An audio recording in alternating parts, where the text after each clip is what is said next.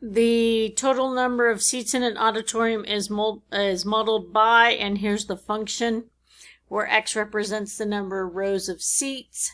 How many rows are there in the auditorium if it has a total of 416 seats?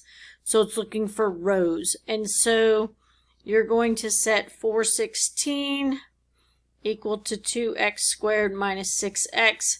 Remember, when you're solving quadratics, you must set them equal to 0. And when you solve that quadratic, whether by factoring or by quadratic formula, you get x equals negative 13 and 16, and you cannot have an auditorium with negative 13 rows, so real life situation is 16 rows.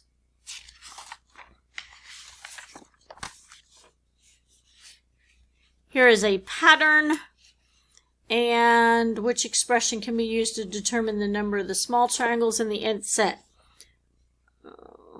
1, 2, 3, 4. So, set 1 has 4. 1, 2, 3, 4, 5, 6, 7, 8, 9. Set 2 has 9. 1, 2, 3, 4, 5, 6, 8, 9, 10, 11, 12, 13, 14, 15, 16. 3 has 16. I'm adding 5. I'm adding 7.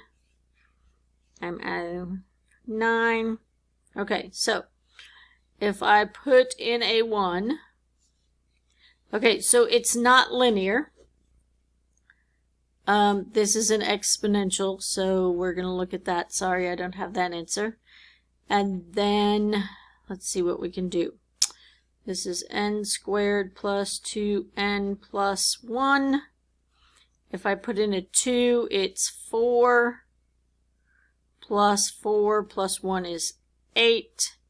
If I put in a 3, 9 plus 6 is 15 plus 1. That works out. If I put in a 1, 1, 2 is 3. This one works out. So I am counting them up correctly and then inputting the numbers into there. The first 5 terms in a pattern are shown below. If the pattern continues, what expression can be used to find the nth term? 1, 2, 3. So 7.5. 1, 2, 3. So you found the y-intercept of 8 with the slope of negative.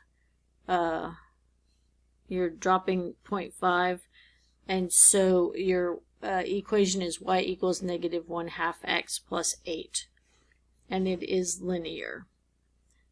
The next problem I'm going to skip for right now, and I'll come back to in another video.